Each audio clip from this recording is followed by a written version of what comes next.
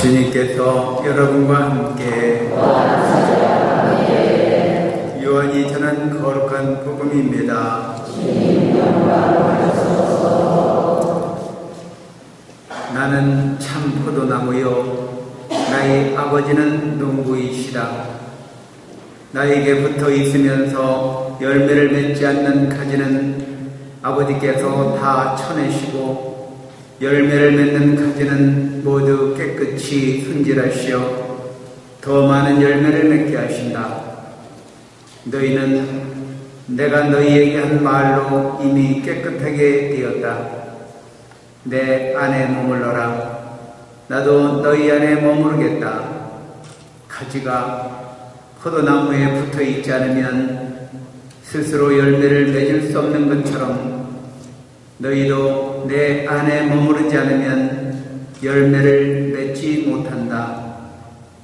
나는 포도나무요 너희는 가지다. 내 안에 머무르고 나도 그 안에 머무르는 사람은 많은 열매를 맺는다. 너희는 나 없이 아무것도 하지 못한다. 내 안에 머무르지 않으면 잘린 가지처럼 밖에 던져져 말라버린다. 그러면 사람들이 그런 가지들을 모아 불에 던져 태워버린다. 너희가 내 안에 머무르고 내 말이 너희 안에 머무르면 너희가 원하는 것은 무엇이든지 청하여라. 너희에게 그대로 이루어질 것이다.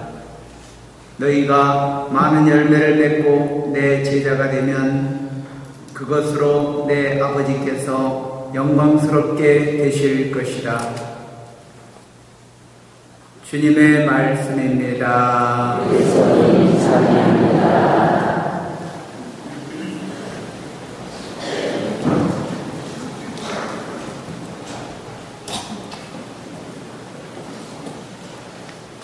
참 예수님, 세상에는 참 신비로운 것들이 많습니다. 가장 신비로운 것이 뭘까? 우주에 이해할 수 없는 그런 움직임이나 또 지구에 존재하는 이상한 것들이 아니라 가장 큰 신비는 생명입니다. 생명처럼 신비로운 것이 없습니다. 식물들이 자라는 것을 보면 정말 신비롭죠. 그냥 가지를 꺾어서 갖다가 심어도 뿌리가 나고 새로운 나무가 자라납니다. 어떤 것은 이파리만 꺾어서 갖다 심어도 잘 자라죠. 또 짐승들이 살아가는 모습도 생명의 신비 그 자체입니다. 짐승들이 살아가는 모습을 본다면 얼마나 신비로운지 알 수가 있습니다.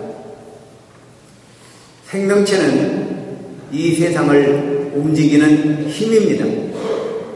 즉 생명체가 없어진다면 이 지구가 어떨까 한번 상상해 보셨습니까?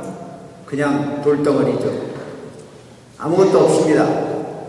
이게 있기도 생명체고 나무들 풀 하나하나가 다 생명체입니다. 짐승들은 물론이고. 그래서 이 생명체가 존재하지 못한다는 것은 바로 그냥 달리 어떤 덩어리나 화성 덩어리나 그냥 돌만 있는 그런 세상이 되고 말 것입니다. 모든 생명체가 하나가 있음으로 인해서 두 개가 있고 두 개가 있으면 세 개가 있는 것이죠. 즉 이끼가 있음으로 인해서 물고기도 있고 물고기가 있음으로 인해서 또 다른 생명체들도 존재하는 것입니다. 즉 유기적인 연관성을 가지고 있다. 이것을 다른 말로는 먹이사슬이다 그러죠. 먹이사슬 꼭 먹는 것만 얘기하게 되는데 이 유기적인 연결성을 가지고 있어서 어떤 한쪽이 무너지고 없어지면 다른 것들도 먹이사슬이 끊어지기 때문에 연결고리를 잃어버리게 되는 것이죠. 그래서 다른 생명체도 살지 못합니다. 아인슈타인 박사 그럼 잘 아시죠? 아인슈타인 박사가 이 지구상에서 꿀벌이 전부 사라지면 4년 안에 인간들도 모두 사라진다고 했습니다. 먹을 것이 없어지는 것이죠. 여러분 화적판으로 고생하셨죠? 지난 주간까지 아주 고생들 하셨는데 화적을 왜 합니까? 그거 다 벌들이 해야 되는 일들이에요. 근데 사람들이 더 많은 것들을 얻기 위해서 농약을 뿌리고 그럼으로 인해서 벌들이 해나무 옆에 오지를 않습니다. 그러니 사람이 해야죠. 그런데 지금 우리가 배나무만 이렇게 하죠. 모든 것들을 사람이 손으로 해야 된다고 한다면 도저히 할 수가 없습니다.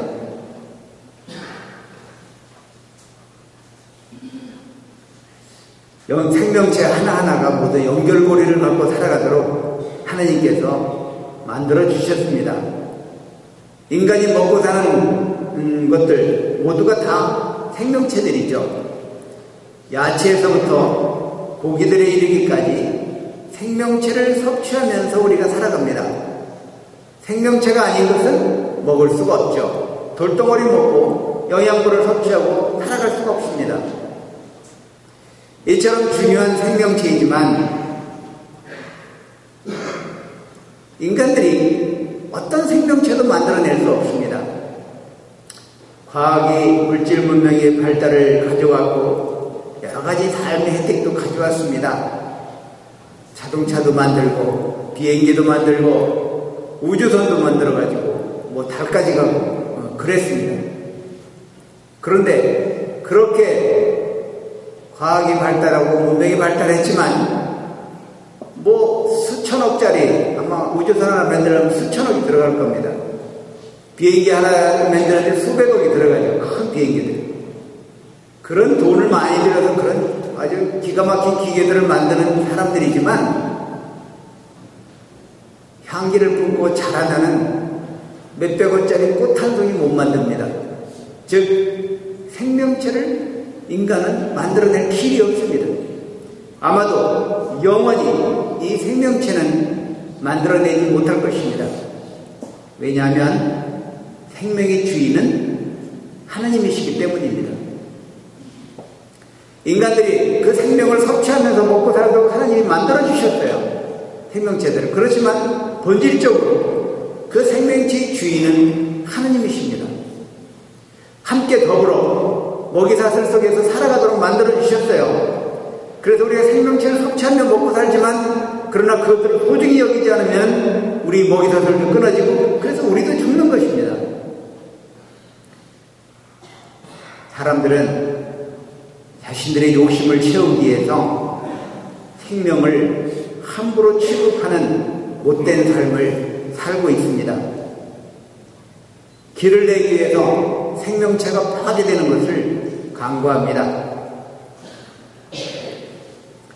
자연보호자들이 한 가지 동물이나 곤충을 보호하기 위해서 무슨 공사를 하는 것을 반대한다든지 이런 것들에 대해서 사람들은 대수롭지 않게 생각합니다.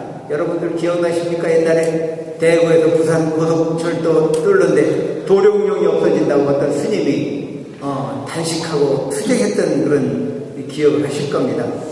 우리는 생각합니다. 끝까지 도룡뇽 없어지면 어때? 왜냐하면 지금 우리에게는 아무 상관이 없다고 생각하거든요. 그렇지만 연결고리가 끊어져 버리면 결국은 인간에게까지 그 피해는 당연히 오는 것입니다. 그까지 도룡뇽 또는 맹꽁이 하나 없어진다고 해서 별것이 아니라고 생각하는 것은 생명에 대한 소중함을 생각하지 못하기 때문입니다. 그래서 그 곤충 하나, 짐승 하나 보호하는 것은 우리들 생명을 보호하는 것입니다. 어떤 생명체이든 지구상에서 필요하지 않은 생명체는 없습니다. 옛날에 제가 어릴 때 형님이 신학교를 다니면서 아주 막 배운 것을 신나게 막 방학 때마다 자랑했습니다. 하나님이 만드신 것은 모두 선하고 좋은 것이다. 그래도 제가 제일 싫어했던 게 모기거든요. 아니 모기는 왜 만들어? 그거 사람 피 빨아먹고 아주 귀찮고 그렇게 만들고 근데 목이 없으면 안 됩니다. 그것도 연결고리죠. 없으면 안 되는 거예요. 새들이 그걸 잡아먹죠. 하나님께서 필요 없는 생명체를 만들지 않으셨습니다. 생명체의 주인은 하나님이신데 필요 없는 생명체를 만들지 않으셨는데 인간들은 자신들의 우월성과 힘으로써 또는 어떤 욕심을 부리기 위해서 당장 눈에 보이는 어떤 이득을 생각하면서 그것들을 파괴해버리고 만다면 인간은 자기 스스로를 파괴해버리는 것입니다. 가장 큰 인간들의 잘못은 말할 것도 없이 어떤 생명체보다도 인간 생명체를 파괴해버리는 것입니다. 인간 생명의 주인은 하나님이시죠. 물론 다른 생명체들도 마찬가지지만 특별히 인간의 생명의 주인은 하나님이시고 또 고귀한 존재로 인간을 만드셨습니다. 그래서 인간의 생명을 파괴하는 행위들, 그래서 얼마 전에 그 사형 반대 운동을 교회안에서 벌인 이유도 바로 그것입니다. 아무리 큰 잘못을 저질렀다 할지라도 인간이 인간의 생명을 거둘 수 없다는 것입니다. 근데 그것보다도 사형보다도 훨씬 더 큰 생명 파괴 행위를 사람들은 아무렇지 않게 수없이 자행하고 있습니다. 낙태입니다. 낙태는 인간의 존엄성을 스스로 파괴하고 가치를 잃어버리게 만들죠. 더군다나 낙태는 자기 자식을 죽이는 것이기 때문에 그보다 더 못된 흉악한 범죄는 이 세상에 있을 수가 없습니다. 인도의 마더데레사 아십니까?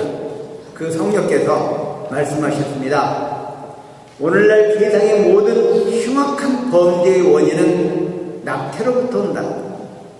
그 부모가 자식을 죽일 수 있을 때 누가 누구를 못 죽이겠느냐 라고 말씀하셨습니다.